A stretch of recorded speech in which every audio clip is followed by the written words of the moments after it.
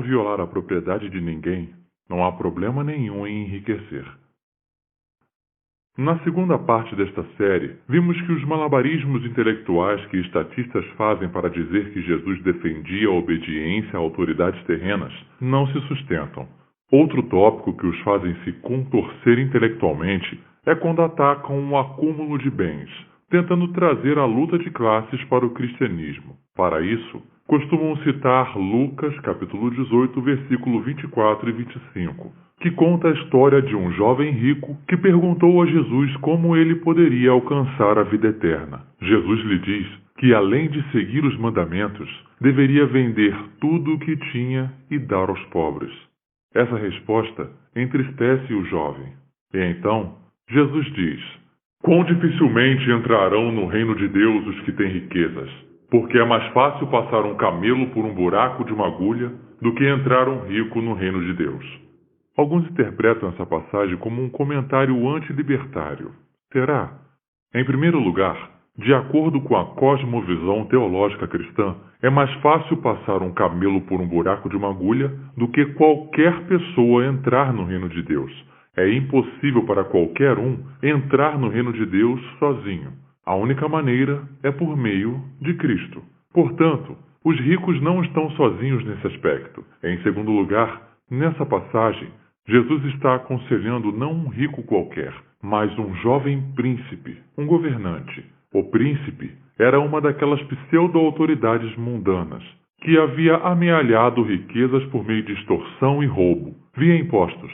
Assim, quando Jesus o aconselha a vender tudo o que tem e distribuir o montante aos pobres, ele está sendo profundamente libertário. Afinal, tudo o que o príncipe tem fora pilhado. Como Santo Agostinho escreveu: o que são os reinos do mundo senão grandes pilhagens? E o que são as pilhagens senão pequenos reinos?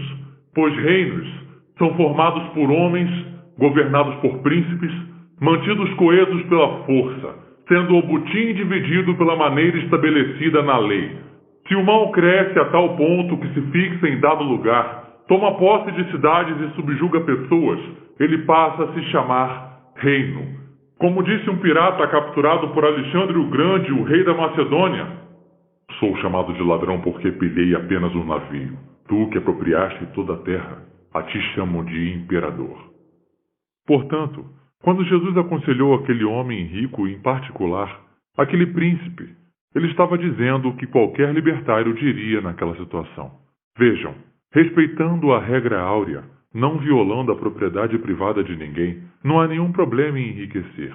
Porém, normalmente, em um esforço para se defender o socialismo, muitos dizem que Jesus era uma espécie de asceta, contrário à posse de bens materiais, especialmente quando tais bens pudessem ser usados para ajudar os pobres.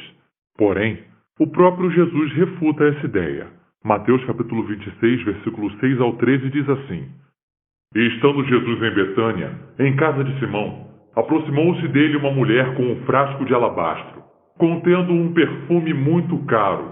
Ela o derramou sobre a cabeça de Jesus quando ele estava sentado à mesa. Os seus discípulos, vendo isso, indignaram-se e perguntaram: por que este desperdício? Este perfume poderia ser vendido por um alto preço e o dinheiro dado aos pobres. Percebendo isso, Jesus lhe disse: por que estão perturbando esta mulher? Ela praticou uma boa ação para comigo. Porque sempre tereis convosco os pobres, mas a mim não mais haveis de ter sempre. Quando derramou este perfume sobre o meu corpo, ela o fez a fim de preparar para o sepultamento. Em verdade vos digo que, onde quer que este evangelho for pregado, em todo o mundo, também será referido o que ela fez em memória dela. Esse episódio demonstra de maneira inequívoca que a noção de que Jesus era um asceta não se sustenta. Além disso, quanto à obrigação de provermos para os outros, Paulo escreve na segunda carta aos Tessalonicenses, capítulo 3, versículo 10. Quando ainda estávamos convosco, vos ordenamos isto: se alguém não quiser trabalhar, que também não coma. Mas claro que isso é impossível, não? Uma das coisas que incomoda os socialistas é a questão da usura, isto é, da cobrança de juros. Na única vez em que Jesus comentou sobre o assunto, ele se mostrou claramente a favor. Na parábola dos talentos, um homem viajando para um lugar distante deixa seus 3 servos com alguns talentos, para que eles os usem da melhor maneira possível na sua ausência. Os 2 primeiros servos investem seus talentos e conseguem o dobro do que tinham inicialmente. O terceiro cava um buraco no chão e guarda o que tinha lá. Quando o senhor volta, ele se alegra ao saber que os 2 primeiros servos fizeram bons investimentos e duplicaram seu capital. Porém, quando descobre que o terceiro servo apenas lhe entregou a quantia inicial, ele o repreende duramente. Mas chegando também o que recebera 1 talento, ele disse: Senhor, eu conhecia-te que és um homem duro, que ceifas onde não semeaste, e ajuntas onde não espalhaste, e atemorizado, escondi na terra o seu talento. Aqui tens o que é teu.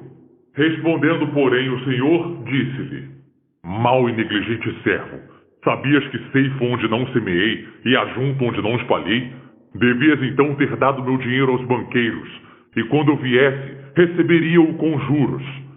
Alguém poderia apontar que em Lucas capítulo 6, versículo 34 e 35, Jesus nos disse para emprestar sem esperar nada de volta. Contudo, ele falou isso em um contexto mais amplo, relacionado com o perdão aos erros cometidos contra nós, inclusive dívidas não pagas. Um cristão não pode defender o uso da agressão estatal contra pessoas que estão acordando algo voluntariamente. Essa visão está de acordo com algo que vimos no primeiro vídeo desta série: a legitimidade absoluta de um indivíduo fazer o que quiser com a sua propriedade, como descrito por Jesus na parábola dos trabalhadores na vinha.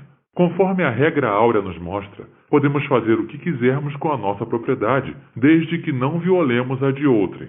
Neste momento, talvez alguns estatistas insistam no erro e digam que Jesus não pregava o respeito absoluto à propriedade. Para isso, talvez citem um episódio conhecido como a limpeza do templo, o único registro de um tumulto provocado por Jesus, como relatado por Mateus capítulo 21, versículo 12 e 13. E entrou Jesus no templo de Deus, e expulsou todos os que vendiam e compravam no templo, e derrubou as mesas dos cambistas e as cadeiras dos que vendiam pombas, e disse-lhes: Está escrito, a minha casa será chamada casa de oração, mas vós a tendes convertido em um covil de ladrões. Esse evento é frequentemente interpretado de forma errônea, como sendo uma espécie de revolta de Jesus em relação ao comércio dentro do templo. Assim, ele é usado como exemplo de uma postura antilibertária e anti-livre mercado por Cristo. Mas se fosse este o caso, não haveria necessidade de Jesus acusar os sacerdotes de terem transformado o templo em um covil de ladrões. Para entender ao que Jesus se referia, precisamos entender a natureza do que estava sendo vendido e comprado no templo, bem como a função dos cambistas. O que estava sendo comercializado no templo eram animais que eram sacrificados em expiação pelos pecados. A função dos cambistas era converter moedas romanas em moedas judaicas, que então poderiam ser usadas para comprar os animais. As pessoas que os compravam não os levavam para casa para comê-los. Se fosse esse o caso, Jesus não teria razão para se opor ao comércio conduzido no templo, e certamente não teria por que acusar os sacerdotes de roubo. Na verdade, os animais permaneciam no templo para serem sacrificados pelos sacerdotes. Dessa forma, aquele que comprou o animal e o ofereceu ao sacrifício teria seus pecados perdoados. Quando Jesus acusou os sacerdotes que conduziam essa prática de serem ladrões, ele estava dizendo que as pessoas que compravam os animais para serem sacrificados e para terem seus pecados perdoados estavam sendo lesadas. Logo, os sacrifícios animais não estavam fazendo nada por seus pecados. Em outras palavras, os sacerdotes estavam enganando o povo, vendendo algo que não alcançava o resultado alegado. Portanto, os sacerdotes estavam cometendo fraude, uma violação de propriedade privada. Agora, percebam o que estava em jogo ali. Jesus veio para salvar as almas, e ali havia pessoas sendo enganadas e levadas a acreditar que os sacrifícios estavam salvando suas almas. Como dito em Hebreus capítulo 10, versículo 4, porque é impossível que o sangue dos touros e dos bodes tire os pecados. Sendo o Messias, Jesus estava em uma posição única de determinar acuradamente se esses sacrifícios animais estavam cumprindo ou não o que lhes era alegado. E Jesus mostrou que os sacerdotes estavam enganando o povo. Assim, ele usou a força necessária para parar a agressão, a posição que, bem depois, a teoria libertária defenderia. É importante notar que apenas um verdadeiro profeta de Deus poderia ter tomado tal ação, pois qualquer pessoa normal não teria a informação necessária para detectar a fraude. Sendo assim, não só o uso da força por parte de Jesus foi bastante libertário, como esse uso teria sido inapropriado por qualquer outra pessoa. Além disso, o templo e sua mobília eram dedicados a Deus, com o templo sendo considerado a casa de Deus. Assim, Jesus estava simplesmente revirando suas próprias mesas em sua própria casa, sem colocar as mãos em ninguém. Entendido dessa forma, Jesus não estava sequer usando força retributiva contra a propriedade de outrem. No tempo de Jesus, assim como nos dias de hoje, legisladores, juízes, promotores e advogados tinham todos um sistema desenhado para eles. Eles não só escreviam as leis, como ficavam ricos acusando e defendendo os cidadãos dessas mesmas leis. Tal como hoje, o sistema judiciário estatal e monopolista era o que garantia poder aos políticos. Assim, naquela época, tal como nesta, havia um incentivo perverso para que a legislação fosse a mais arcana, ininteligível, contraditória e numerosa possível, fazendo com que os serviços dos participantes desse sistema fossem cada vez mais demandados. Sistemas judiciários estatais estão assentados naquele princípio satânico e não na lei natural, na regra áurea, na ética da propriedade privada. Jesus alertou os participantes desse sistema que arriscavam suas almas.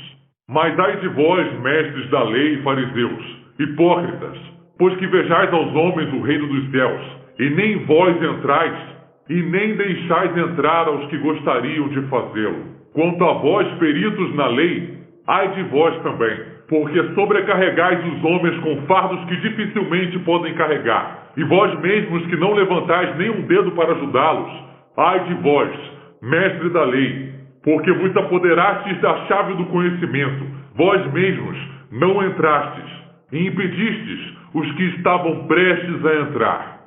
Isso não significa que todos os mestres da lei são injustos. Há aqueles que heroicamente defendem as pessoas das leis injustas, pelas quais seus colegas foram responsáveis. Porém, eles são uma minoria, graças aos incentivos perversos que existem no sistema. Em consonância com o alerta feito por Jesus contra os mestres da lei, está o conselho dado por ele para que evitássemos os tribunais estatais a todo custo, como relatado em Mateus capítulo 5, versículo 25. Concilia-te depressa com o teu adversário. Aproveite para fazer isso enquanto estiver no caminho com ele, para que não aconteça que o seu adversário te entregue ao juiz e o juiz te entregue ao oficial e te joguem na prisão. E também em Lucas capítulo 12, versículos 57 e 59. E por que não julgais também por vós mesmos o que é justo? Quando, pois, vais com o teu adversário ao magistrado, procura livrar-te dele no caminho, para que não suceda que te conduza ao juiz. E o juiz te entregue ao oficial de justiça, e o oficial de justiça te jogue na prisão. Digo-te que não sairás dali enquanto não pagares o derradeiro centavo. Essas passagens demolem completamente a noção de que Jesus considerava como autoridades verdadeiras os que as leis estatais positivistas chamavam de autoridades. Paulo confirma isso em sua primeira carta aos Coríntios. Ousa algum de vós, tendo algum negócio contra o outro, ir ao juízo perante os injustos e não perante aos santos? Não sabeis vós que os santos hão de julgar o mundo? Não há, pois, entre vós sábios, nem mesmo um que possa julgar entre seus irmãos. Mas o irmão vai a juízo com o irmão, e isto perante infiéis. Na verdade, isso comprova que há uma falta entre vós. Terdes demanda uns contra os outros. Por que não sofreis antes a injustiça? Por que não sofreis antes o dano? Mas vós mesmos fazeis a injustiça e fazeis o dano, e fazem isso com seus próprios irmãos. Isso demonstra de novo que as autoridades a que Paulo se referiu em Romanos 13 não poderiam ser as autoridades estatais, conforme vimos no segundo vídeo desta série. Assim também, nessa mesma linha de pensamento, escreve Tiago. Mas vós desonrastes o pobre. Porventura, não vos oprimem os ricos? E não são os ricos que vos arrastam até os tribunais? Notem que a maioria dos ricos naquele tempo só eram ricos graças aos privilégios concedidos pelo Estado, especialmente a coleta de tributos. Assim, quando Tiago escreve ali sobre ricos oprimindo pobres e os levando aos tribunais, ele está falando de violações contra o direito natural de propriedade e não de pessoas se recusando a cumprir contratos feitos voluntariamente. Aquele que é subjugado pelas autoridades estatais não é livre, mas Cristo não nos chamou à liberdade? Essa discussão fica para o último vídeo desta série. Obrigado por sua audiência. Se você gostou desse vídeo, clique no ícone de curtir abaixo e compartilhe o vídeo em sua rede social. Se você deseja ser notificado de outros vídeos, clique em se inscrever e depois no ícone de campainha. Que Deus abençoe a todos. Até a próxima.